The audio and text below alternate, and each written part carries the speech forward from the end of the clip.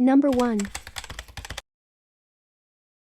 Emily Hieber was last seen by her family members on February 3, 2013.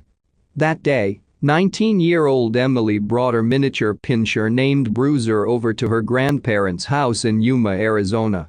Emily and her dog visited with her grandparents for a while that afternoon, and according to Emily's grandmother, nothing seemed amiss with the young girl.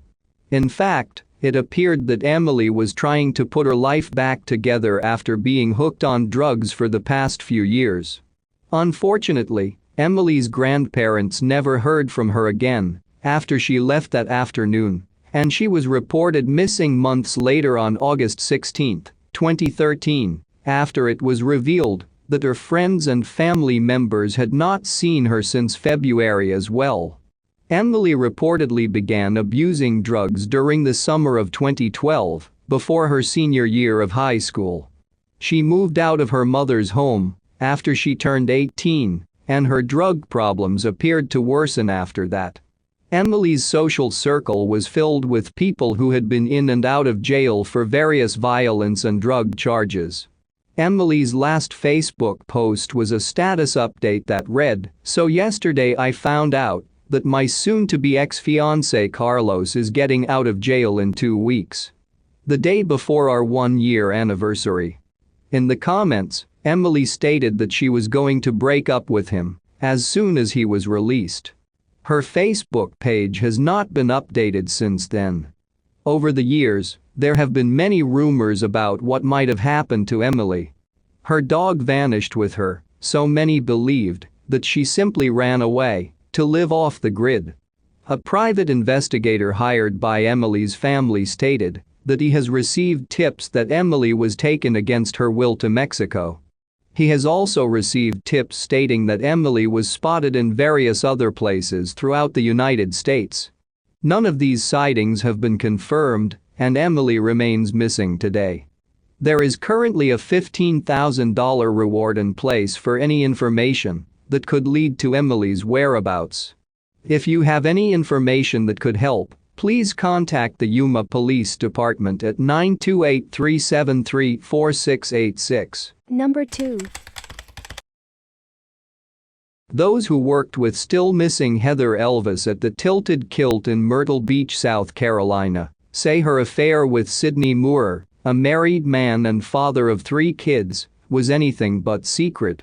"We all knew about it because people did make fun of Heather knowing that he was a married man," said Brianna Kultzer, her former roommate and coworker.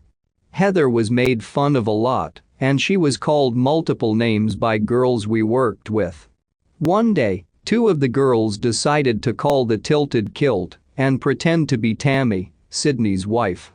Elvis was a hostess at the restaurant where Moore, a then 37-year-old maintenance worker, would stop while doing his rounds at area restaurants.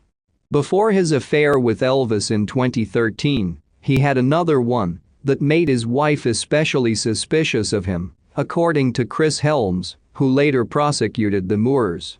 "Tammy Moore was definitely the more domineering part of that couple," he said. "She told Sidney where to work, when to work, what to do. If I could classify Sidney as anything in that relationship, it would be utterly submissive." Elvis and Moore had been dating for 3 months when, soon after that prank call in October 2013, their relationship ended when Tammy Moore, 40, confronted Elvis on the phone. Kultzer said that during that call, Tammy Moore belittled Elvis and made it seem like Sidney Moore had just used her as a booty call. The attacks would not stop, according to Helms, who described Tammy Moore as livid. He said she would call and text Elvis and post disparaging comments on social media. "Tammy was relentless," Kultzer said. "She would call Heather non-stop for hours and hours and hours. She would call off of Sidney's phone. She was sending pictures of her and Sidney performing sexual acts, videos of the 2 of them together. I guess, kind of, to taunt Heather." Elvis's manager at the Tilted Kilt, Jessica Cook, said Elvis was genuinely scared of Tammy Moore. She was also heartbroken after the breakup according to journalist Alex Lang. By the beginning of December, Kulzer said communications between the Moorers and Elvis had finally faded away. Deborah Woods, another friend, said Elvis was looking forward to her future again after leaving Sydney Moorer in the past. The Moorers, who said they were hoping to reconcile their marriage, went on a road trip to California in a new black Ford F-150 that they just purchased, Helms said. Then on December 19, Horry County Police responded to a report of a suspicious vehicle that had gone hours parked and unattended at Peachtree Boat Landing, a ramp leading into a waterway at the far end of a tree-lined road in Socastee, about 8 miles from Myrtle Beach. That vehicle, a green Dodge Intrepid, belonged to Elvis. Elvis's father, Terry Elvis, said he was sitting in his living room when police knocked on his door to ask about the abandoned car, which was still under his name. He went with the police to Peachtree Landing to have a look at it. I thought the car might have been stolen because of the way it was parked. Maybe somebody took it and left it there, he said. It really didn't hit me, where's Heather, until the officer started looking through things. The car seemed to be in good working order, according to Helms, who said that there was still air in the tires, the windows were intact, and the doors were locked. But Heather Elvis was nowhere to be found, and her wallet, phone and pocketbook were not in the car, said Livesay. Back at home, Terry Elvis and his wife, Debbie Elvis, frantically tried to get in touch with their daughter. This is totally out of the ordinary, Terry Elvis said. Heather's never done anything like this before.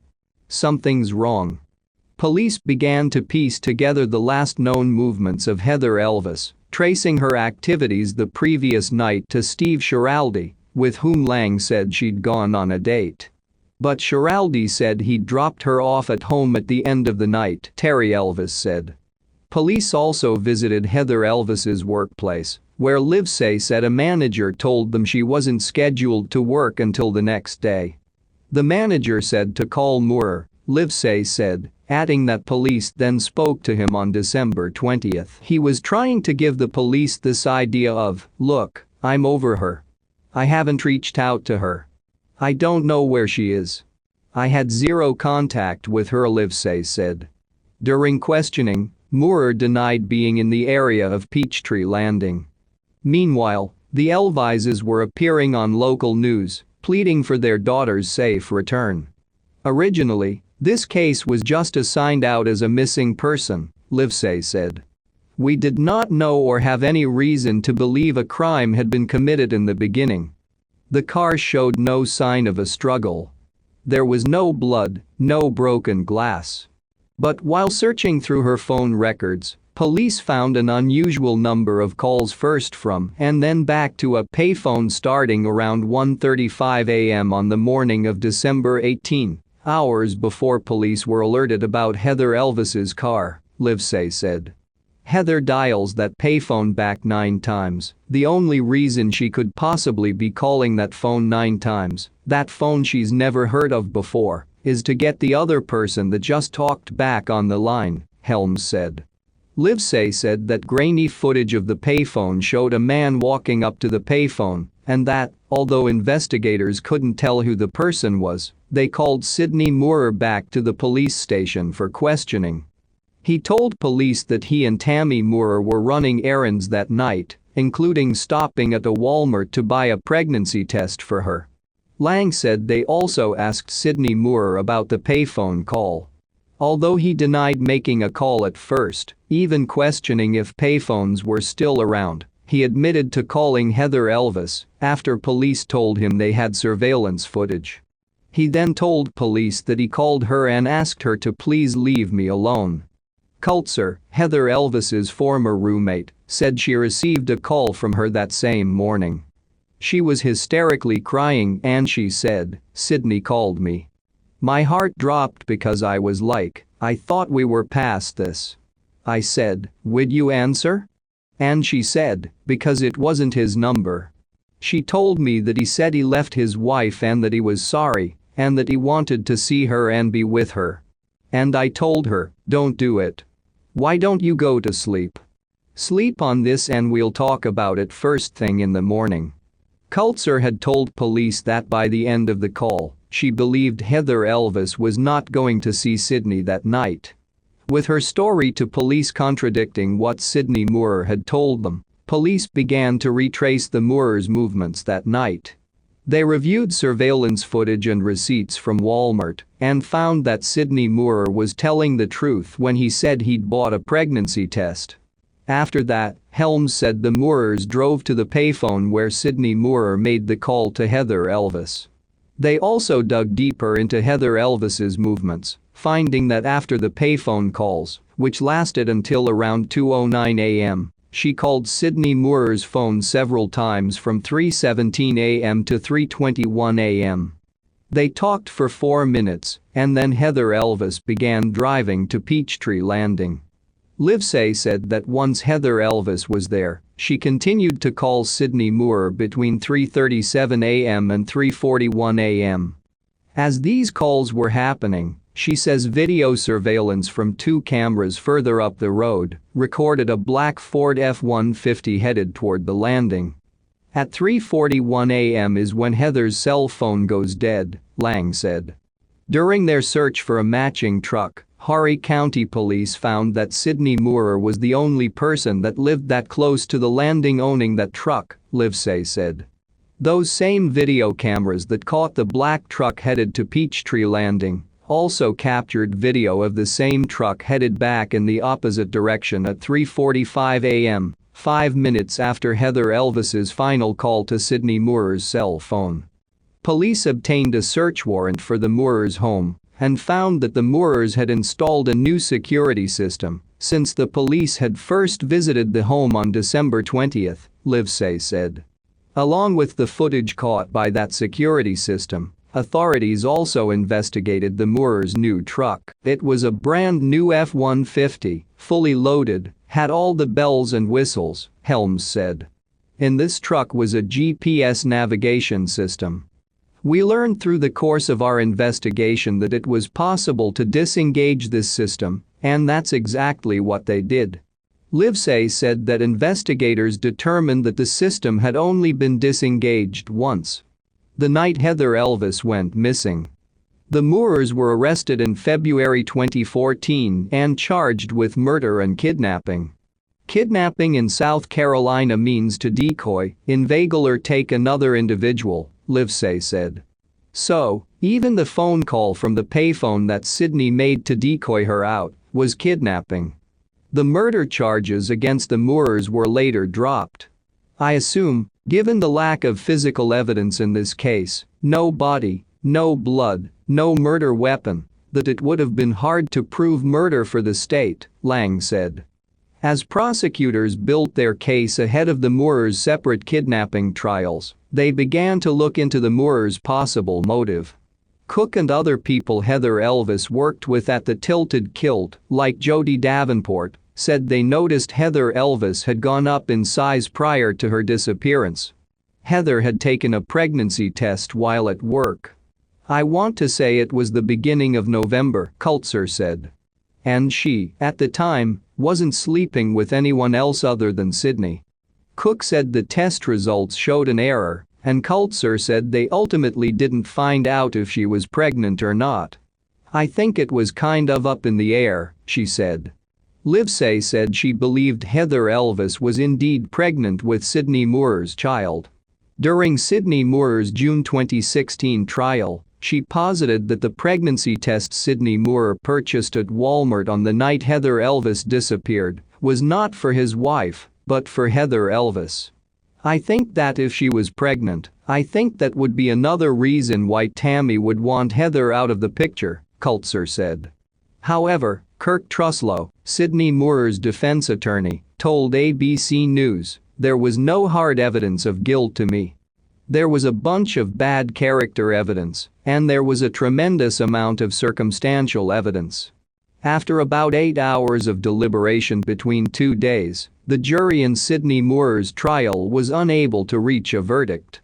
The judge declared a mistrial, and Sydney Moore was eventually scheduled for a retrial at a later date. In August 2017, prosecutors charged Sydney Moorer with obstruction of justice. Lang said the charge was for lying to police. "It's over the payphone call where he's on video denying it, and then we all know he made that phone call." A jury found Sydney Moorer guilty after only 50 minutes of deliberation, and Sydney Moorer was sentenced to 10 years in prison. Tammy Moorer was tried in October 2018 on 2 charges: kidnapping and conspiracy to kidnap. Prosecutors had secured the second charge for both Tammy and Sydney Moorer after re-evaluating the evidence in the lead-up to what they expected to be a more challenging trial for Tammy Moorer. "We didn't have her on video at Walmart," Livesay said. "We didn't have her making a payphone call." But during the 2 years since her husband's kidnapping trial, prosecutors continued to pore over the data in the Moorers' phone records. They found that there was more of a pattern between the time Heather Elvis broke up with Sydney Moorer and when she went missing. After Tammy found out about this affair, they literally stalked Heather Elvis, Helms said. "They were trying to figure out the route she took on a daily basis," Livesay said. "Basically, watching her to find out when she might be most vulnerable. It's as if the state came up with a theory and just tried to make. I wouldn't even call it evidence. I mean, there is no evidence. There's just a theory with some props," said Greg McCollum, Tammy Moorer's defense attorney. Livesay claimed Tammy Moorer was an extremely dominant, controlling person, and prosecutors leaned into this characterization during her trial. During his opening statements, Helms said that she took her husband's phone away, told him he couldn't work at the Tilted Kilt anymore, and even handcuffed him to the bed at night. They also alleged that Tammy Moorer had forced her husband to get a tattoo of her name on his lower abdomen and brought in the Moorers' son's friend, Jacob Melton. Referring to the tattoo, Melton testified that Tammy Moorer told her husband, "If you wouldn't have messed with that girl, this wouldn't be happening." While the defense didn't deny Sydney Moorer had this tattoo, they argued he'd gotten it long before he met Heather, presenting photos of the tattoo in process during trial. The prosecutors brought in a forensic video analyst who testified that the truck captured on video going toward Peachtree Landing and back was the same Ford F-150 the couple had bought. Another analyst testified that the Moorers' phones began to ping cell towers near Heather Elvis after November 2, 2013, shortly after her breakup with Sydney Moorer. The cell phone records also showed both of the Moorers' phones connecting to a cell tower close to the payphone Sydney Moorer used to call Heather Elvis. After the state rested its case, Tammy Moorer, in a surprise move, told the judge that she wanted to testify. Lang said the announcement caused a gasp in the room. The night before she was scheduled to take the stand, Tammy Moorer spoke to ABC News in violation of a court-imposed gag order issued toward her. During the interview, she denied any involvement in Heather Elvis's disappearance and refuted the timeline presented by prosecutors, saying she wanted to make sure that everything that I did was accounted for, that it's looking normal, like any other day in my life. What we got accused of, neither one of us would ever do, the kidnapping. And at first it was murder as well, she said, referring to the initial murder charges that had then been dropped. "We're not those kind of people. I've never even had a speeding ticket. I didn't even have sex till I was 18 years old." She said it was her husband's choice to get the tattoo of her name and that she never chained him to the bed. She said that she was angry when she discovered her husband cheating, but that she was mad at him for lying, not Heather Elvis. When asked about rumors that she was the dominant one in the relationship, she said, "The man that makes the money is the one that's running the house, pays the bills." Tammy Moorer said she was terrified of taking the stand the next day. "I feel like this town is gonna crucify me because of all the lies that's happened," she said. During her testimony, Tammy Moorer said she didn't know who her husband was having an affair with until the girl called me back and told me who she was. "I had no idea. So, The text messages were never directed toward Heather Elvis.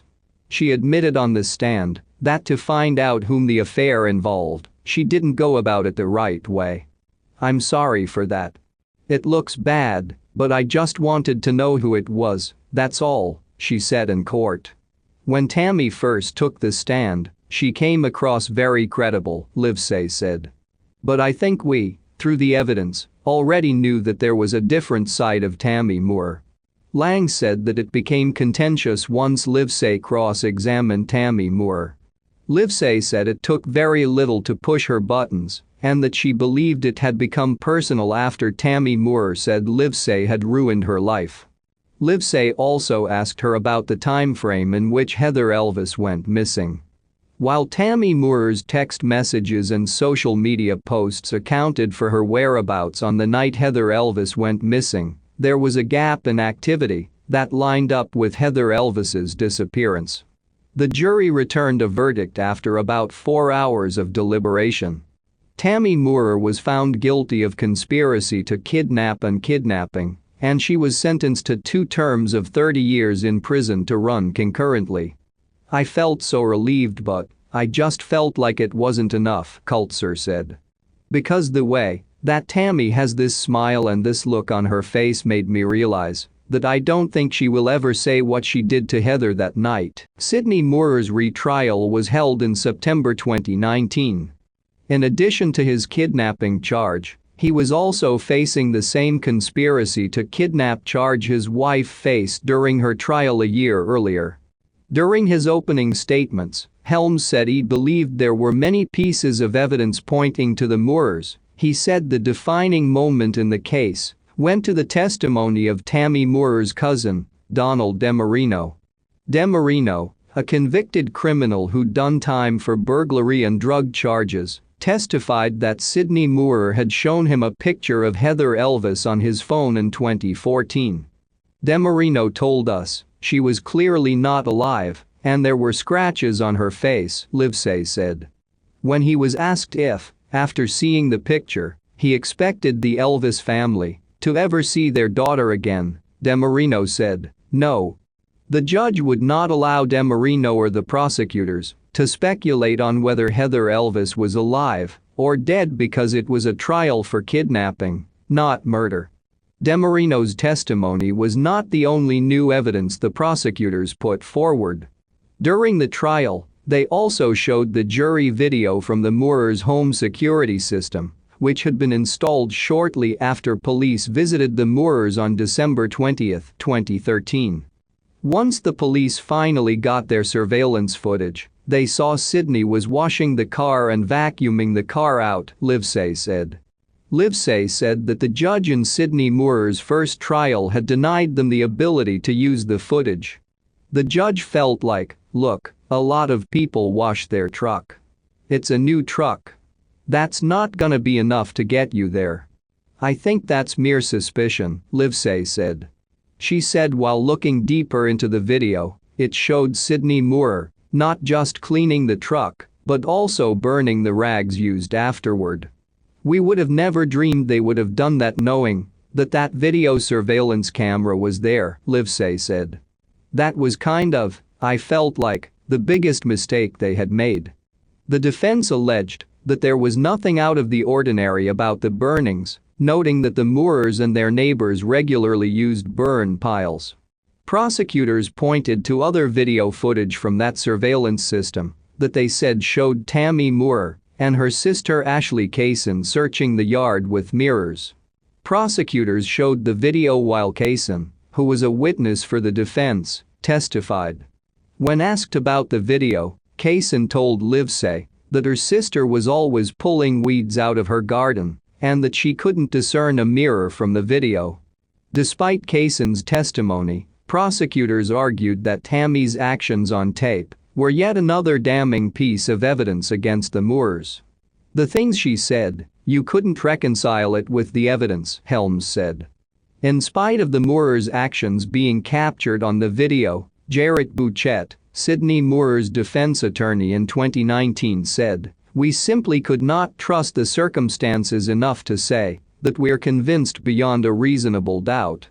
After 6 years, multiple trials and 3 convictions in their daughter's case, the Elvis family once again braced themselves for a verdict. After 2 hours of deliberations, the jury found Sydney Moore guilty of kidnapping and conspiracy to kidnap.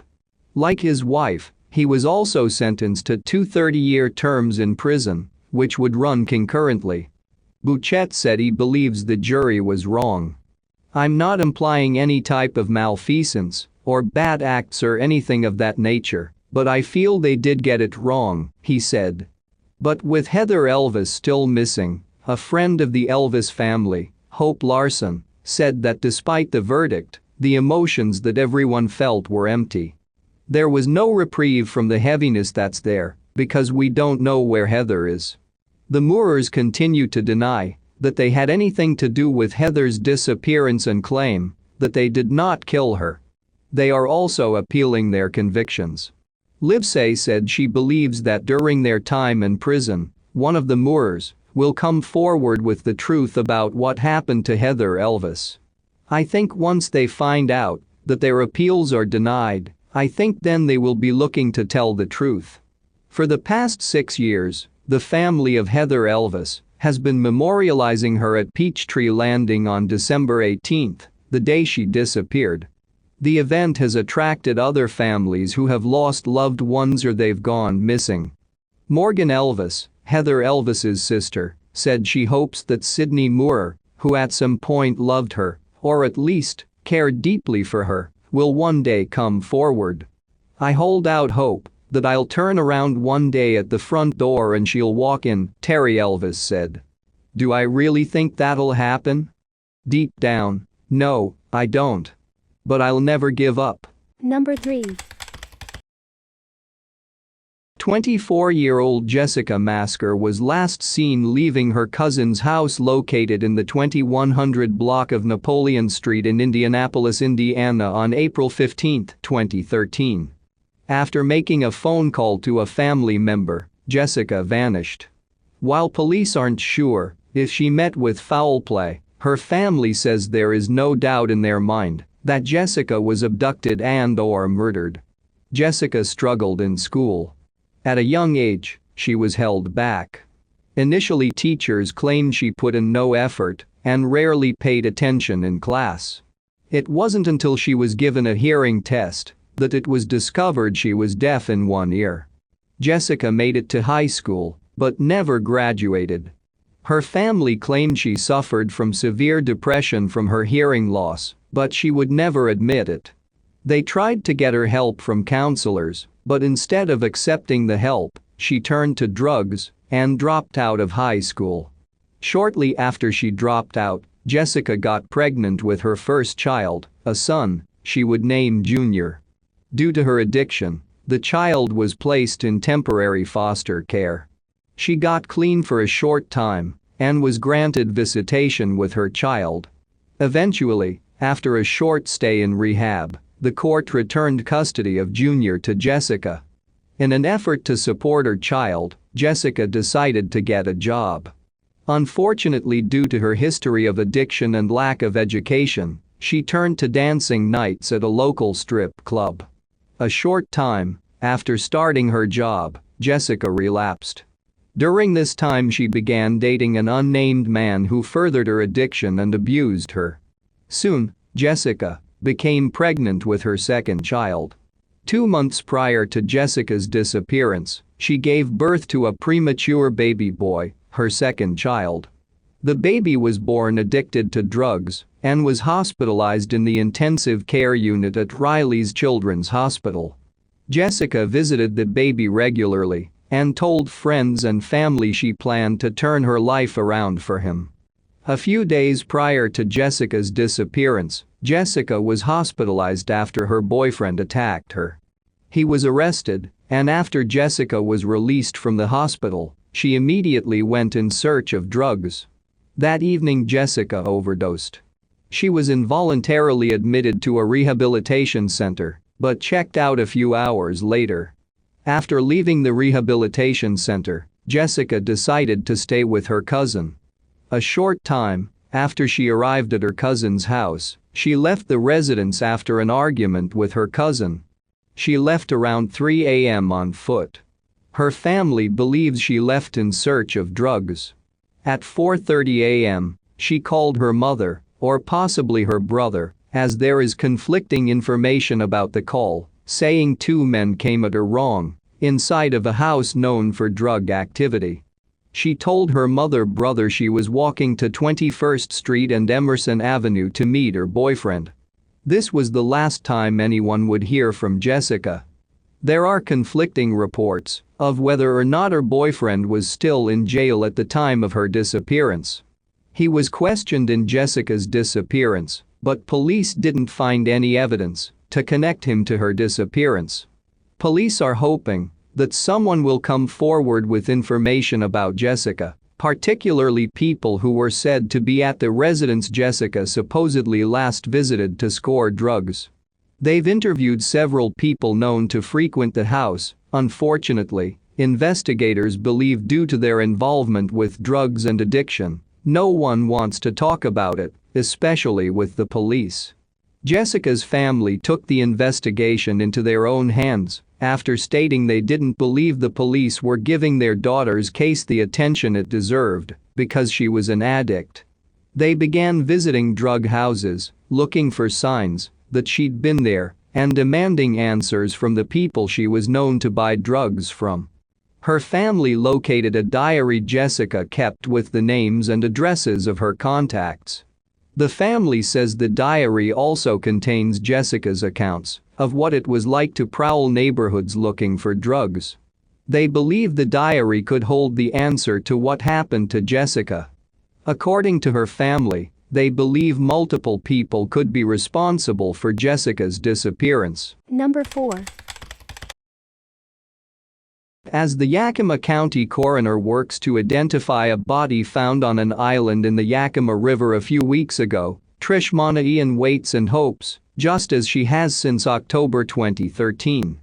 That's when she last saw her daughter, Kayann Canfield. The 24-year-old with long red hair and a 2-year-old son had been living in Toppenish with her grandmother, who had custody of the boy.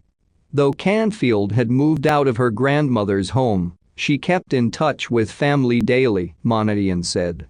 They last heard from her late October 20 and early October 21, after she texted her stepfather asking for a ride, then called a little later to say she had one.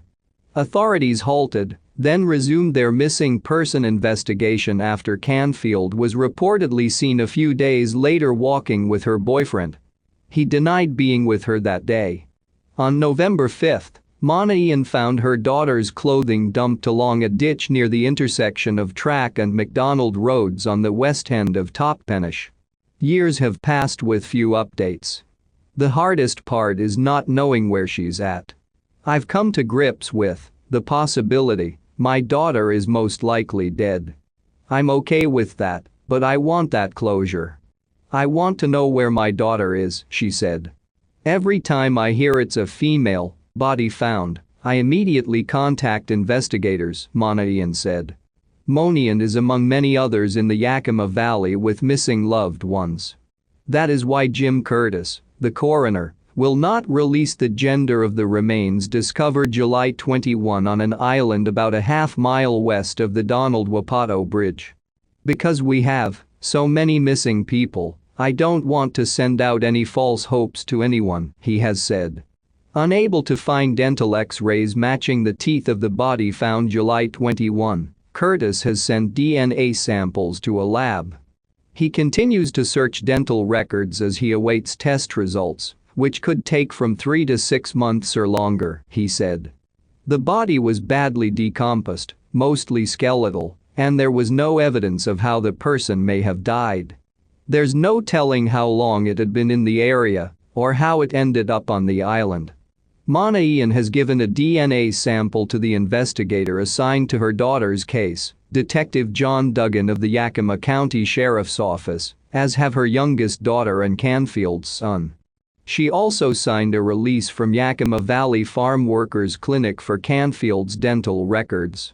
Until she knows for sure, Mana Ian says her prayers. Someone's parents get their child back.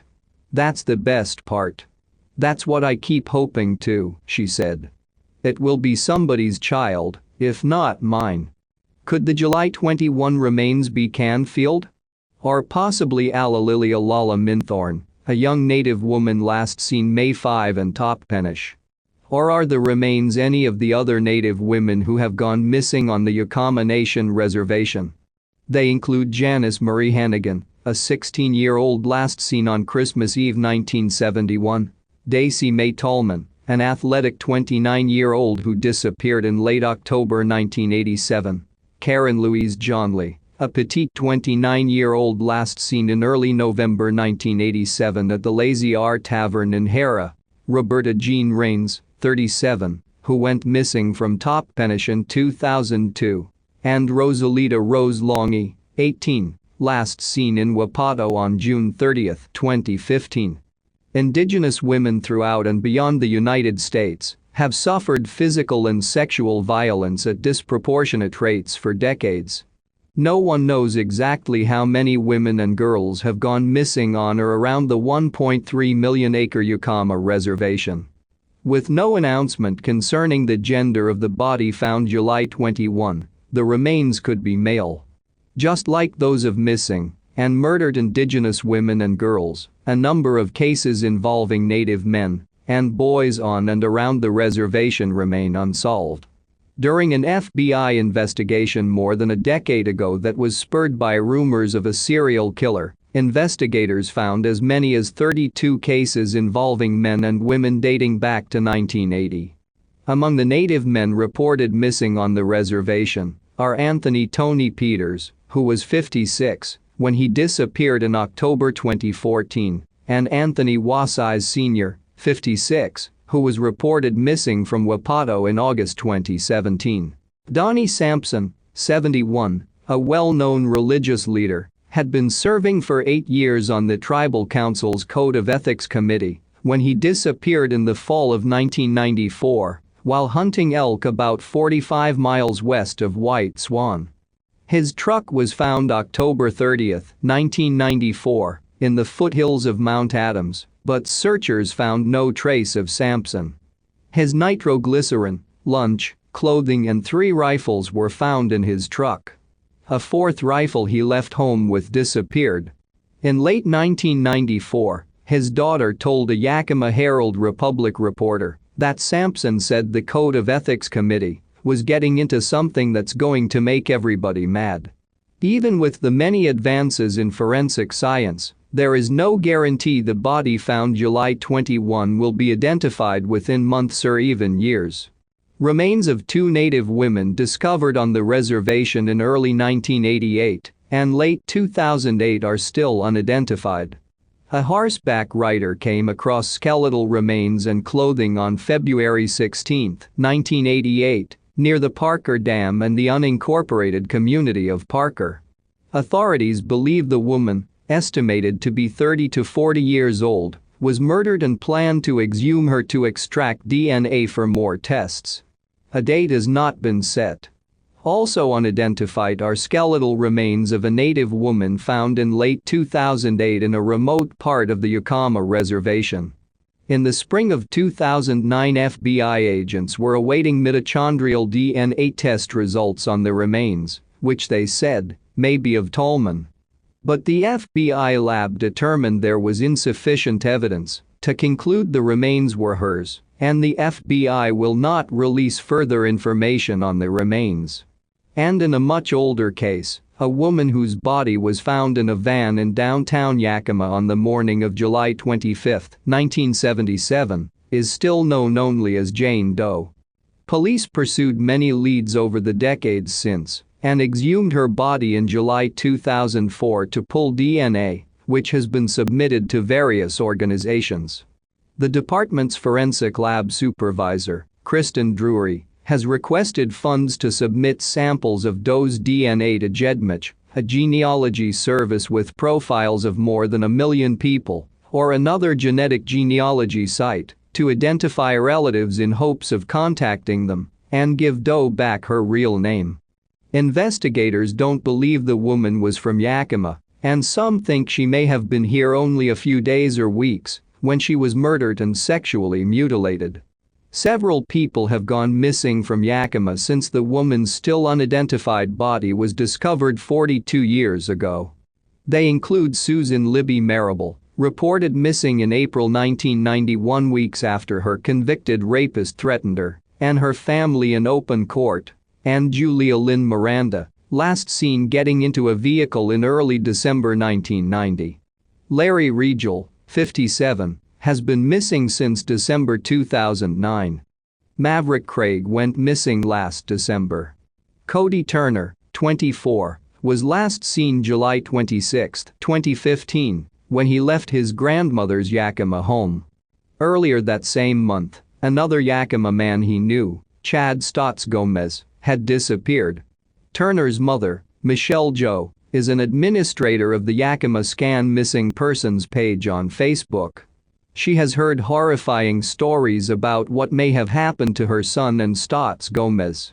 Like Mona Ian, Joe has come to terms with the likely death of her son.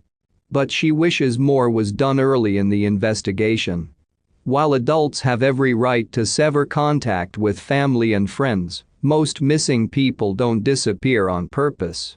I still feel that they should be investigated as homicides from the beginning, Joe said. Number 5. A Colorado man has been convicted for the murder of his pregnant girlfriend who has been missing since taking a road trip to inform him she was carrying his child in 2013. Daunt Lucas, 28, was found guilty on Monday in the killing of his missing girlfriend, Kelsie Schelling, according to the Denver Post. The jury convicted Lucas after approximately 4 hours of deliberation. Lucas had pleaded not guilty to first-degree murder charges. Justice has been served today, Pueblo Police Chief Troy Davenport said after the verdict was handed down, according to the Pueblo chieftain.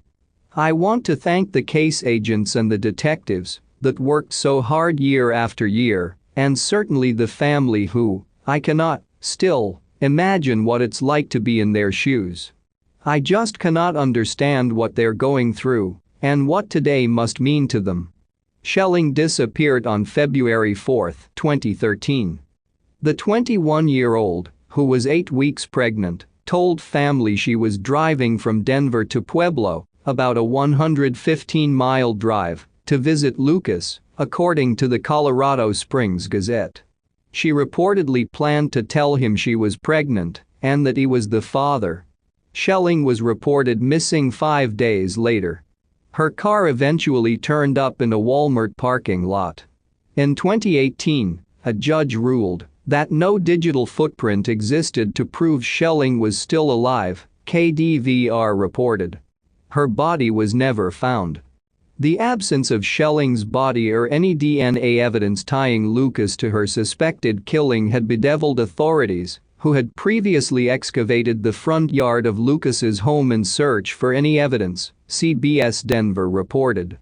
Ultimately, the jury relied on the history of violence between the couple in rendering a guilty verdict, prosecutors said. The jury heard essentially 2 weeks of that evidence, 10th Judicial District Attorney Jeff Chostner said, the Pueblo chieftain reported. I think that was what helped them to understand, and it gave context to their relationship, and I think that's what spoke to them. Prosecutors assailed Lucas throughout the trial for misleading detectives in the investigation's early stages. Lucas's timeline of events surrounding Schelling's disappearance also didn't add up, authorities said. The couple's phones had pinged in the same vicinity in the days leading up to Schelling being reported missing. Lucas was also later seen taking $400 in cash out of Schelling's bank account. Throughout the trial, Lucas maintained his innocence, blaming inconsistencies in his narrative on drug and alcohol use the night he last saw Schelling. I'm just trying to wrap my head around it, Lucas said in court, according to FOX 21. I made it very clear I'm not 100% on everything, like times. His defense team condemned the prosecution's case as a witch hunt in their closing arguments. "This isn't the biggest stretch in Pueblo history," attorney Carl Tammeler said, KRDO reported. "This case is the biggest stretch in Colorado history, maybe even beyond." Lucas was sentenced to life in prison without the possibility of parole. Schelling's mother described the verdict as bittersweet as she choked back tears while addressing the press. "This has been a really long, hard road," Saxton said, according to the Pueblo chieftain. "So we're very thankful for this outcome. But in the end I didn't get Kelsie back, and that's what I wanted more than anything. So I feel like I didn't do something, I didn't push hard enough on something, or I didn't look enough on something to bring her home. So I have to live with that for the rest of my life." Saxton described her daughter as full of life. "I just miss everything about her," she said, adding that she's still holding out hope that her daughter's remains will be returned to their family. "So please anybody, if you're out hiking or whatever, please keep searching," Saxton added.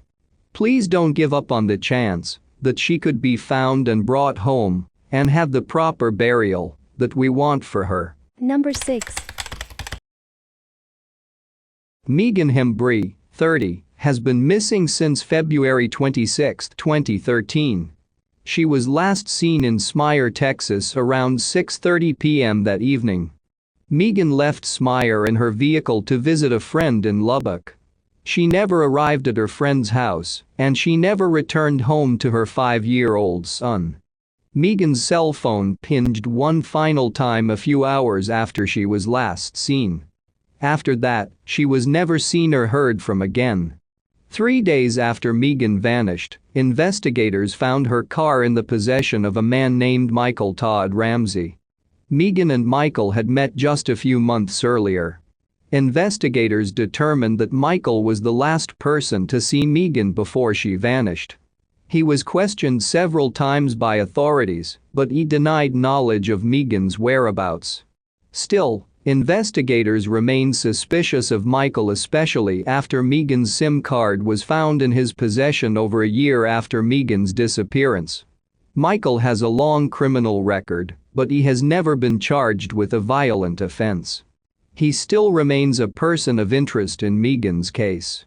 There does not appear to be a reasonable explanation as to why Maegan's SIM card and car were in his possession. Additionally, when investigators searched the car, they discovered a small drop of Maegan's blood. However, it was not enough blood to determine that anything violent had occurred. In April 2015, authorities attempted to pull Michael over for a traffic violation. After leading the police on a chase, Michael eventually fled from the vehicle. The police were unable to capture him. When they searched his car, they found a large amount of meth. Michael was eventually captured in October 2015 and charged with possession of a controlled substance and evading police. District Attorney Chris Martin offered to dismiss the aforementioned charges in exchange for Michael's cooperation in Maegan's case. Michael refused to take the deal. In 2018, he was sentenced to 80 years in prison for the drug and evasion charges. Michael not been charged with anything related to Maegan's case, but he remains the only person of interest. Maegan remains missing today. If you have any information that could lead to her whereabouts, please go here to submit an anonymous tip. Number 7. Samuel Pharis has been missing since June 13, 2013. The 21-year-old was last seen at the home he shared with his fiancée in Olivehurst, California. Samuel left the home around 6:45 p.m., but it appeared that he intended to come back within a few minutes. He left the lights on, the dogs in the kennel, and a fresh cup of tea on the table. Unfortunately, he never returned and has not been seen or heard from again. In the months leading up to his disappearance, Samuel was struggling with substance abuse. However, he had recently told his fiancée that he wanted to get help for his addiction, and he had a doctor's appointment scheduled the day he was reported missing. Samuel's addiction had already impacted the people in his life. More specifically, it impacted his relationship with his father, Rex Pharis. Just 2 days before Samuel disappeared, Rex caught Samuel stealing painkillers from his house, and he was furious about it. Samuel's fiancée said that this incident is what made Samuel want to get help for his addiction. 3 days after Samuel was last seen, his car was found stuck in the sand at Feather River. His wallet, gun, and phone were locked inside. Samuel's keys were missing, but there was otherwise no sign of a struggle at the scene. Investigators extensively searched the area, but no clues were found. Investigators noted that Samuel's father Rex behaved oddly after his son's disappearance.